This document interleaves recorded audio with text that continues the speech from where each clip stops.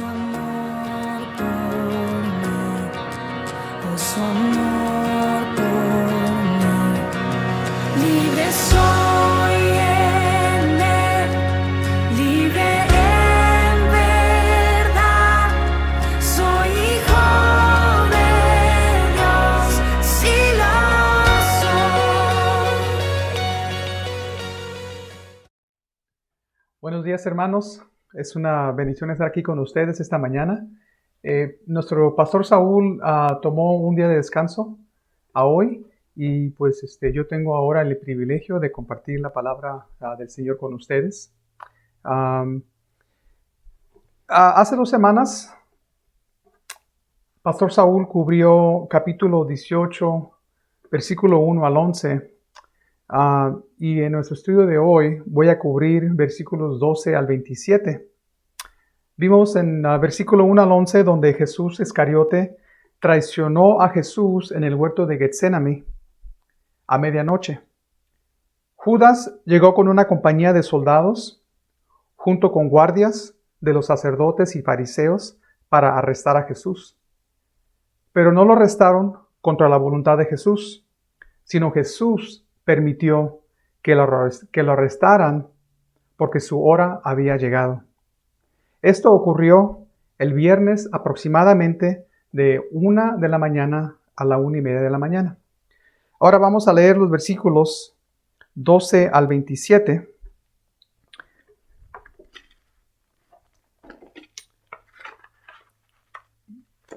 Si buscan su lugar ahí, Juan 18, versículo 12 al 27.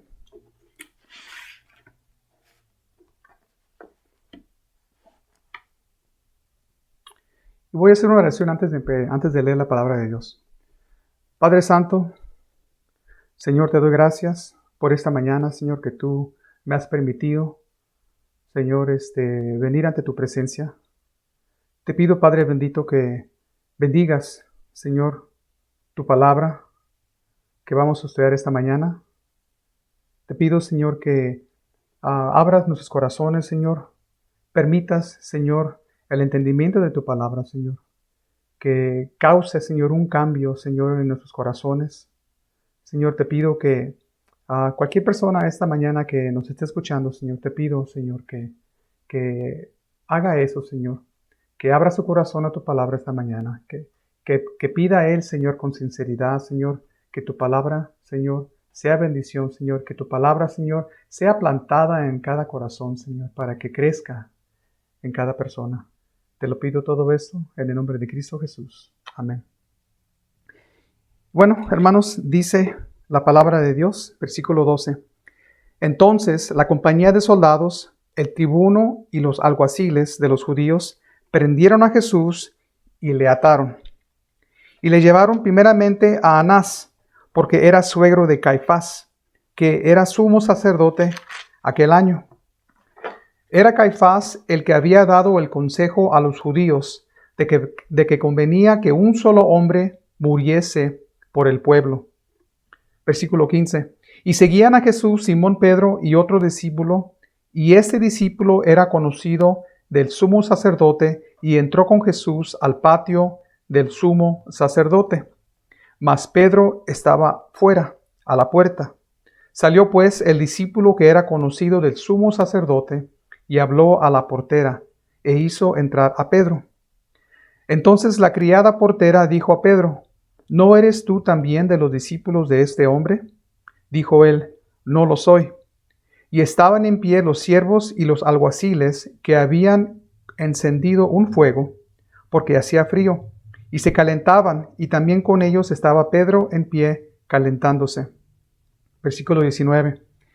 Y el sumo sacerdote preguntó a Jesús acerca de sus discípulos y de su doctrina. Jesús le respondió: Yo públicamente he hablado al mundo, siempre he enseñado en la sinagoga y en el templo, donde se reúnen todos los judíos, y nada he hablado en oculto. ¿Por qué me preguntas a mí? Pregunta a los que han oído, que les haya yo hablado. He aquí, ellos saben lo que yo he dicho.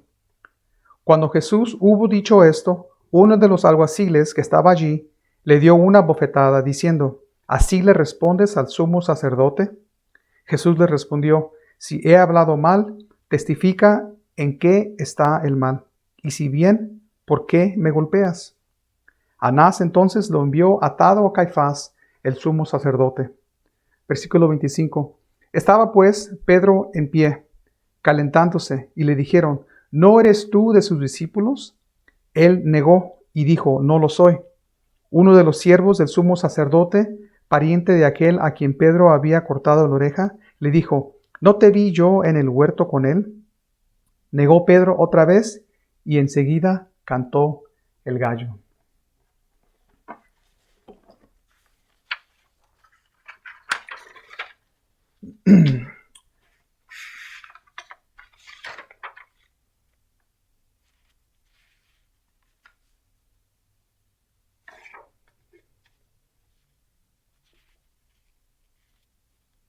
Bueno, perdón. Los versículos que acabamos de leer ocurrió entre la 1:30 de la mañana a las 3 de la mañana esa noche. Lo digo para que tengan una idea de lo agotado que había de haber estado Jesús. Después de su arresto, llevaron a Jesús a la casa de Anás, quien era el ex sumo sacerdote, que estuvo en poder por varios años, pero aún tenía algo de poder por sus conexiones políticas y financieras. Anás había ayudado a poner en poder a su yerno Caifás, el presente sumo sacerdote. Voy a leer versículos 12 al 14 nuevamente. Dicen, versículo 12, así que los soldados, el oficial que los comendaba y los guardias del templo arrestaron a Jesús y lo ataron. Primero lo llevaron ante Anás, ya que era el suegro de Caifás, quien era sumo sacerdote en ese momento. Caifás era el que les había dicho a los otros líderes, es mejor que muera un solo hombre por el pueblo. Anás, junto con su familia, eran dueños de mesas en el templo donde se vendían animales para el sacrificio y para el cambio de moneda. Durante este tiempo, todos los judíos estaban preparando para festejar el día de Pascua. Se dice que durante la Semana Santa, aproximadamente 3 millones pasaron por Jerusalén para la fiesta durante el tiempo de Jesús. Era un requisito de pagar diezmo y sacrificar un animal. Y nomás imagínense cuánta moneda cambiaban y cuántos animales se vendían. Era un buen negocio. Solo hace unos días antes Jesús dañó los bolsillos de Anás cuando purificó el templo al voltear las mesas. Vemos en Mateo 21, versículos 12 y 13. Y entró Jesús en el templo de Dios y echó fuera a todos los que vendían y compraban en el templo, y volcó las mesas de los cambistas y las sillas de los que vendían palomas, y les dijo, escrito está, mi casa, casa de oración será llamada, mas vosotros la habéis hecho cueva de ladrones. Qué triste cuando los corazones del ser humano renuncian el amor de Dios por amor al dinero. Si solo pudieran ver lo valioso que son nuestras almas para Dios, no la venderían. Jesús dijo en Marcos capítulo 8, versículo 36 y 37, ¿y qué beneficio obtienes si ganas el mundo entero, pero pierdes tu propia alma? ¿Hay algo que valga más que tu alma? La respuesta es fácil. Nada. No hay nada que valga más que nuestra alma. Ninguna cantidad de dinero, de fama o de poder vale más que nuestras almas. ¿Venderías un ojo por $1 millón? ¿Vendería los 2 ojos por $5 millones? Claro que no. Tus ojos son más valiosos que cualquier cantidad de dinero. Ahora imagínate cuánto más vale tu alma. Solo hay 2 cosas que son más valiosas: la palabra de Dios y tu alma, porque estas 2 son eternas. Jesús dijo en Mateo 10:28, no teman a los que quieren matarles el cuerpo, no pueden tocar el alma. Teman solo a Dios, quien puede destruir tanto el alma como el cuerpo en el infierno.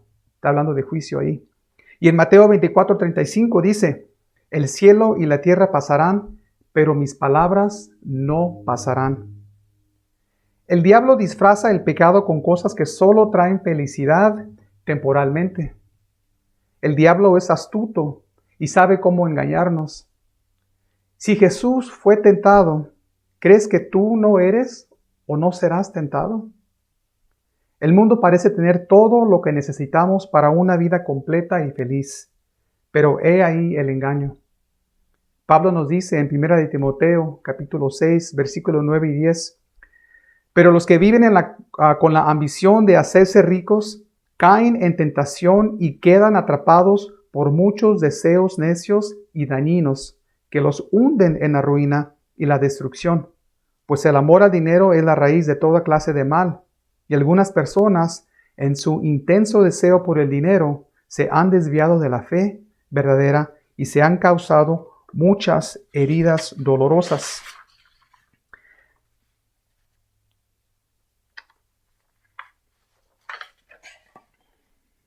Anás y los líderes en ese tiempo estaban atrapados en la tentación de empoderarse y ser más ricos, que quedaron desviados de la verdad. El amor o deseo al dinero causa que el hombre caiga en tentación. Ese deseo produce otras tentaciones que se empoderan: egoísmo, orgullo, idolatría, materialismo, alcoholismo, etcétera, etcétera. El dinero no es malo, hermanos, pero hay que ser sabios. Proverbios 23, versículo 4 y 5, dice: no te desgastes tratando de hacerte rico. Sé lo suficiente sabio para saber cuándo detenerte. Las riquezas desaparecerán en un abrir y cerrar de ojos, porque les saldrán alas y se irán volando como las águilas. Como creyentes, debemos de vivir más para las cosas de Dios que las cosas temporales, porque al fin del día, ¿qué nos vamos a llevar? Ni un puño de tierra. Yo sé que algunos están pensando en la canción, pero dice Eclesiastés capítulo 5, versículo 15 al 17, que dice: nada trajimos al nacer y nada nos llevamos al morir. La gente trabaja duro para conseguir cosas, pero cuando muere no puede llevarse nada. Eso es muy triste. Uno se va del mundo de la misma forma en que llegó. Entonces, ¿qué saca uno de su intento de atrapar el viento? ¿Qué saca uno de su intento de atrapar el viento? Solo consigues días llenos de tristeza y dolor. Al fin queda uno frustrado, enfermo y enojado. Qué linda la palabra de Dios, hermanos. Ahora continuamos en los versículos 15 al 18. Y en los versículos 15 al 18, la atención cambia de Jesús y se enfoca en Pedro y otro discípulo por un momento. Esos dos discípulos fueron los únicos valientes que siguieron a Jesús. Los demás huyeron. Dicen los escolares bíblicos que el otro discípulo que no se nombra aquí fue probablemente Juan. Dice versículo 15 al 18, que lo voy a leer de nuevo. Y seguían a Jesús Simón Pedro y otro discípulo. Y este discípulo era conocido del sumo sacerdote. Y entró con Jesús al patio del sumo sacerdote. Mas Pedro estaba fuera, a la puerta. Salió pues el discípulo que era conocido del sumo sacerdote y habló a la portera, e hizo entrar a Pedro. Entonces la criada portera dijo a Pedro: ¿no eres tú también de los discípulos de este hombre? Dijo él: no lo soy. Y estaban en pie los siervos y los alguaciles que habían encendido un fuego, porque hacía frío, y se calentaban, y también con ellos estaba Pedro en pie calentándose. Los 4 evangelios cuentan la historia de Pedro cuando negó a Jesús. El día antes, durante la última cena de Jesús con sus discípulos, Jesús predicho que Pedro lo negaría conocerlo 3 veces antes de que cantara el gallo. Antes de esto, Pedro le había dicho a Jesús en Juan 13:37, mi vida pondré por ti. Y en versículo 10 de este capítulo, Pedro peleó por Jesús al cortarle la oreja a Malco. Pero aquí se cobardea y lo niega. La pregunta del día es esta: ¿por qué negó Pedro a Jesús? ¿Por miedo? En realidad, todos los discípulos lo negaron al abandonarlo. Ninguno se quedó y dijo: Yo le entregué mi vida a Jesús. De lo que lo acusan a él, acúseme a mí también. Al contrario, lo abandonaron y así también se cumplió la profecía de Jesús, que les dijo en Mateo 26:31. Esta noche todos ustedes me abandonarán, porque las Escrituras dicen, Dios golpeará al pastor y las ovejas del rebaño se dispersarán. Un teólogo dijo, nunca conocemos nuestros corazones bajo la perspectiva de las grandes pruebas, hasta que llegamos a luchar con ellas y hasta que nos veamos envueltos en ellas. Todos esos discípulos habían dicho que no lo abandonarían, pero cuando llegó el momento del arresto, ninguno permaneció a su lado. Ahora, mientras sucedió esto con Pedro, Anás está interrogando a Jesús. Y es aquí durante esta primera interrogación con Anás donde Jesús es golpeado por primera vez. Esta interrogación solo era para sacarle información a Jesús antes de que fuera llevado ante el Sanedrín más después. Voy a leer versículos 19 al 24 de nuestro estudio que dice, adentro el sumo sacerdote comenzó a interrogar a Jesús acerca de sus seguidores y de lo que les había enseñado. Jesús contestó, todos saben lo que enseño. He predicado con frecuencia en las sinagogas y en el templo, donde se reúne el pueblo. No he hablado en secreto. ¿Por qué me haces a mí esa pregunta? Pregúntalas a los que me oyeron. Ellos saben lo que dije. Entonces uno de los guardias del templo que estaba cerca le dio una bofetada a Jesús. ¿Es esa la forma de responder al sumo sacerdote? Preguntó. Jesús contestó, si dije algo indebido, debes demostrarlo, pero si digo la verdad, ¿por qué me pegas? Entonces Anás ató a Jesús y lo envió a Caifás, el sumo sacerdote. Los líderes judíos estaban preocupados porque muchos estaban siguiendo a Jesús. Y habían dicho en Juan 11:48, si lo dejamos seguir así, dentro de poco todos van a creer en él. Entonces el ejército romano vendrá y destruirá tanto nuestro templo como nuestra nación. Es por eso que Anás primero le pregunta sobre sus seguidores. La segunda pregunta fue sobre su enseñanza. Lo quería atrapar con alguna confesión. El único interés de ellos era proteger su posición política, su poder y sus cuentas bancarias.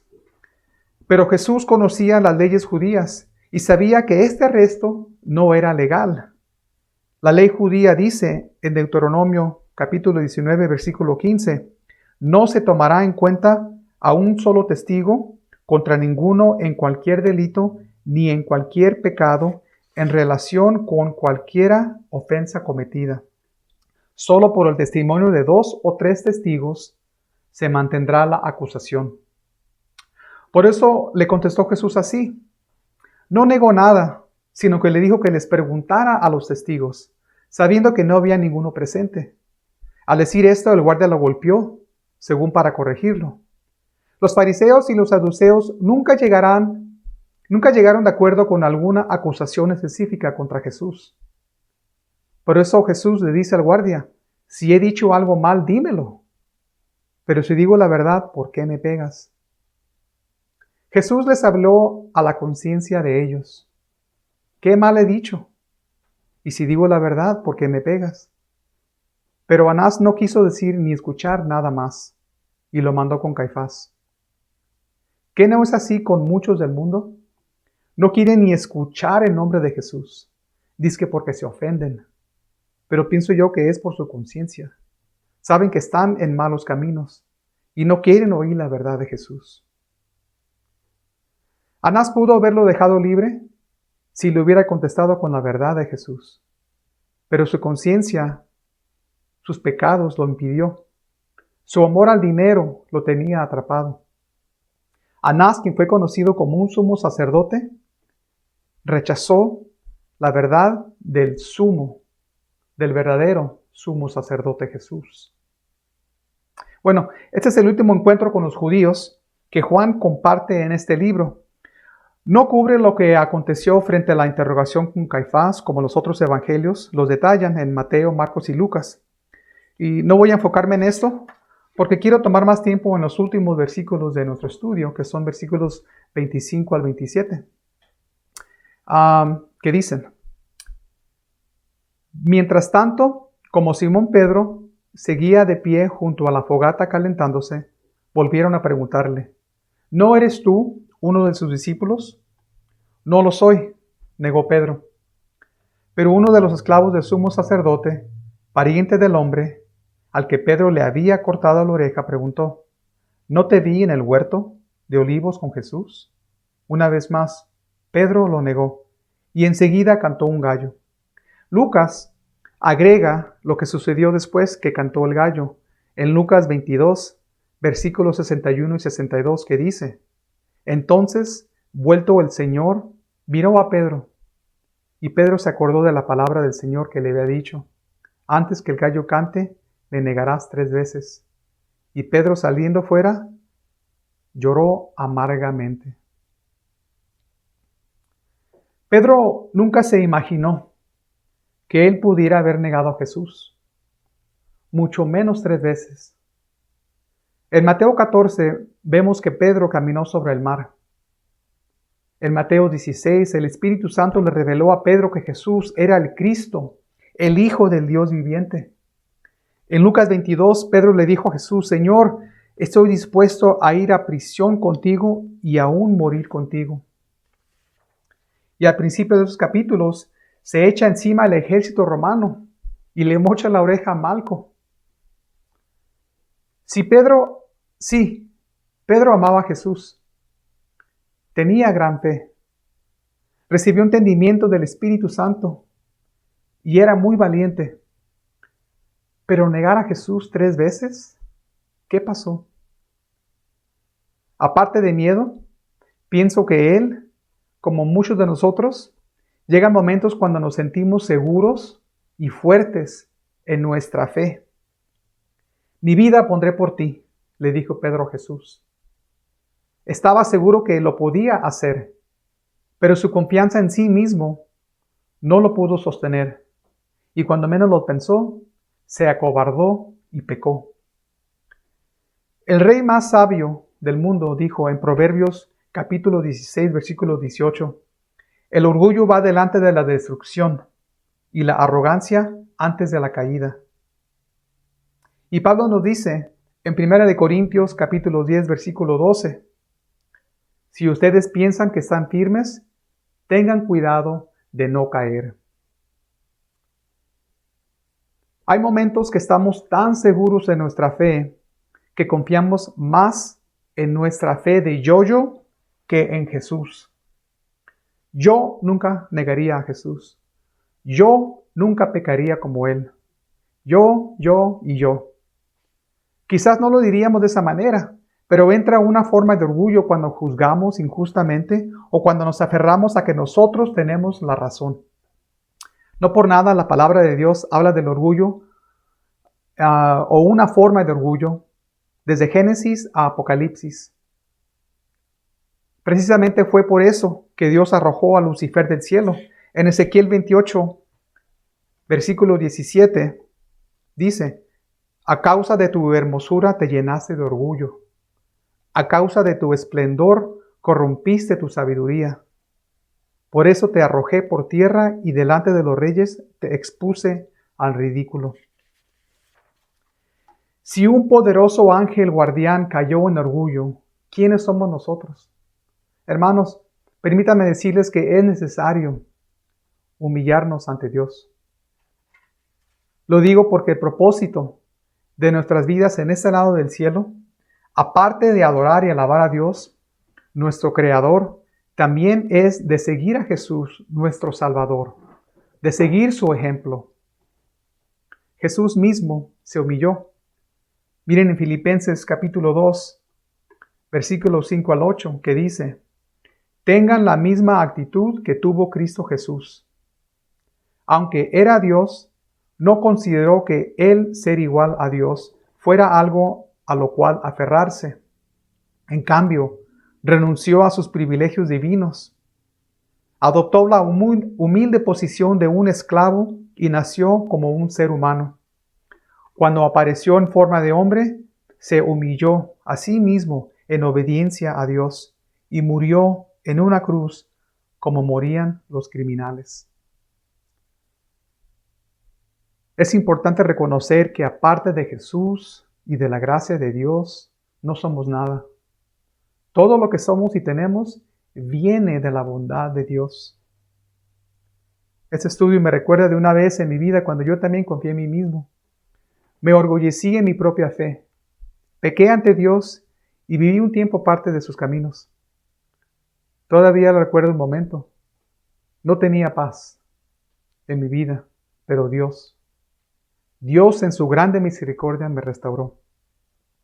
Lucas nos dice que Pedro salió llorando amargamente después de negarlo. Pero gracias a Dios, Pedro no se quedó así. Veremos más adelante en el estudio del capítulo 21 de Juan, donde Jesús, después de su resurrección, perdona y restaura a Pedro en una manera muy especial. Después de ser humillado, Pedro se convirtió en un hombre de confiar en sí mismo a confiar en Cristo. Pedro fue restaurado por la gracia de Dios. Y vemos en el libro de Hechos cómo al ser lleno del Espíritu Santo en el día de Pentecostés, predicó su primer sermón y 3,000 fueron salvos. Dios usó a Pablo a través del Espíritu Santo para establecer la primera iglesia en Jerusalén y continuó sirviendo como un gran líder, pastor y apóstol. Si Dios perdonó y restauró a Pedro, quien negó a Jesús 3 veces, Dios también puede perdonar y restaurarte a ti. Quiero terminar ese estudio con una invitación. Siento que este estudio nos habla a todos los creyentes, a los creyentes tibios o a los que conocen de Jesús, pero han resbalado, cayeron en pecado y se apartaron del camino. Y finalmente, para el que nunca ha tenido un encuentro personal con Jesús. Primero para el creyente. Yo sé que amas a Dios con todo tu corazón. Eres fiel. Sirves en la iglesia. Y sientes que en el momento de la prueba, tú nunca negarías a Jesús. Pídele a Dios que te dé sabiduría y la unción del Espíritu Santo para cuando llegue el momento de prueba, estés firme en tu fe en Cristo y no en ti mismo. Sigue adelante en la obra de que Jesús te ha llamado.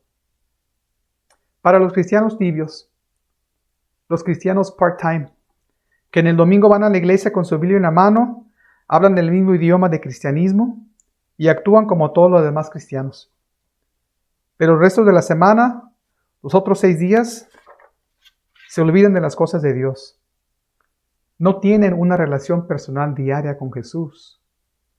Te ruego que te rindas a Jesús. No te arriesgues pretendiendo que todo está bien. Dale todo tu corazón a Jesús. Entrégate completamente. All in. Todo o nada. Dios quiere que estés listo, no nomás para cuando Cristo regrese por su iglesia, pero cuando lleguen las pruebas. Aférrate a la palabra de Dios y sigue a Jesús, obedeciéndolo y sirviéndolo con todo tu corazón. Para los que se apartaron de los caminos de Dios por la vida del mundo, tú sabes que todo lo que el mundo te ofrece o te está ofreciendo es temporal. Todo esto va a pasar, todo se va a quemar. Pero así es como lo disfraza el enemigo. Lo envuelve en papel bonito para que se vea mejor. Según tú estás disfrutando la vida, pero bien sabes que estás viviendo en rebelión contra Dios, en pecado, y te dices que al rato regresas a la iglesia. Mañana, como nos gusta decir. La desidia es uno de los engaños más grandes del enemigo. Piensas que mañana vas a poder reconciliarte con Dios. Llega mañana y dices lo mismo. Recuerda que nadie sabe cuándo vamos a morir. Y aparte de la desidia, el enemigo también puede usar la duda, el desánimo, la distracción, el fracaso, rechazo y orgullo para endurecer tu corazón. Te invito que humilles tu corazón al pie de la cruz y regresa al Padre. Te está esperando con brazos abiertos. Te ama y te quiere restaurar. No lo dejes para mañana. Y finalmente, si nunca has conocido a Jesús como tu propio Salvador y quieres una relación personal con Él, déjame decirte que hoy es tu día de salvación. Amigo, Jesús vino al mundo por varias razones, pero el propósito principal fue para cumplir el plan de Dios, morir en la cruz por los pecados del mundo, para que todo aquel que en Él crea no muera, mas tenga vida eterna. Jesucristo fue crucificado y al tercer día resucitó de los muertos. Él mismo venció la muerte para que tú y yo tengamos vida eterna.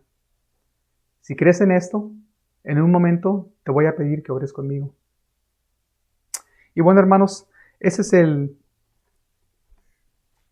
fin de ese estudio. Yo sé que estuvo un poco corto, pero fueron palabras un poco difíciles para mí compartir, hablando del orgullo.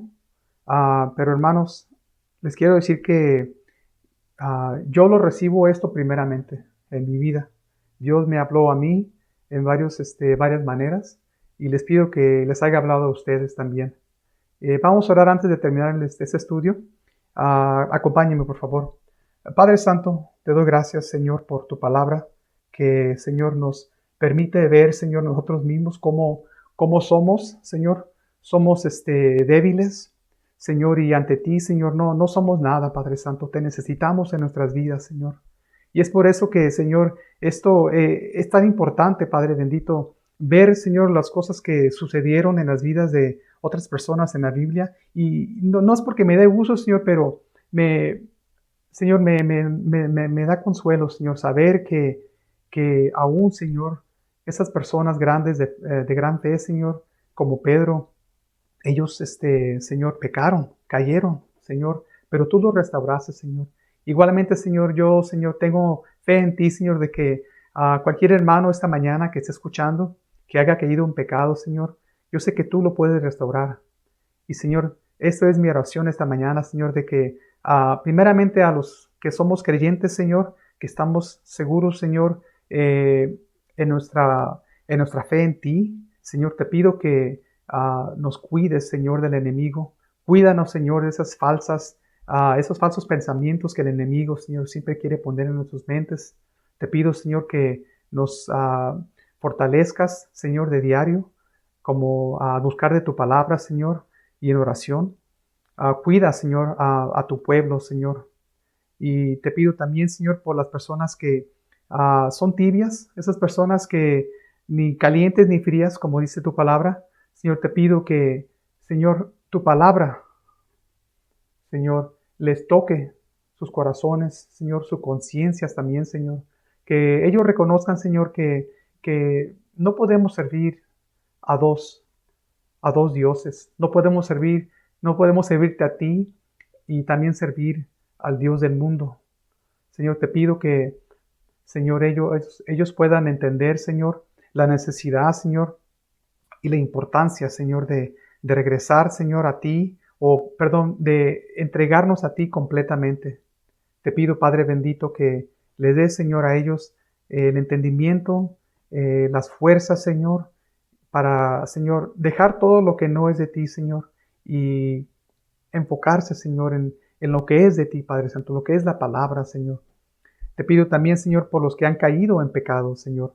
Te pido que, Señor, toque sus corazones, Señor, que ellos puedan ver, Señor, que lo que el mundo, Señor, les está ofreciendo en este momento, Señor, todo eso es una falsa, Señor, falsa vida. No hay futuro en eso, Señor. El único, Señor, lo único seguro de eso, Señor, es de que el enemigo simplemente nos quiere separar de tu presencia, Señor, y llevarte, Señor, a esas personas, Señor, que se han apartado de tus caminos, llevarlos a todos, Señor, con con Él en el infierno, Señor. Y eso, Señor, es lo peor que puede suceder para una persona que conoce de ti, Señor. Él bien sabe, Señor, escuchando el Evangelio, Señor, sabe, Señor, que tú, Señor, nos ofreces una vida mejor, Señor. No nomás aquí en este mundo, Señor, porque yo sé que va a haber sufrimiento y pruebas y todo lo demás, Señor, pero las promesas de un día estar contigo, Señor. Eso, Señor, es lo grandioso que tú nos ofreces, Padre bendito. Y te pido, Señor, a aquellos que han caído, Señor, que tú los restaures, Señor, como restauraste a Pedro. Ayúdanos, Padre bendito, a que no se esperen para mañana, que hoy, Señor, regresen. Hoy humillan sus corazones, Señor. Que, Señor, rinda sus corazones al pie de la cruz, Señor, y te piden perdón, Señor. Y a ti, que me escuchas esta mañana, que no tienes relación con Jesús, repite esta oración conmigo, te lo pido. Dice: Señor Jesús, reconozco que soy un pecador y te pido perdón por todos mis pecados. Te doy gracias por morir por mí en la cruz, llevando mi culpa y mis pecados.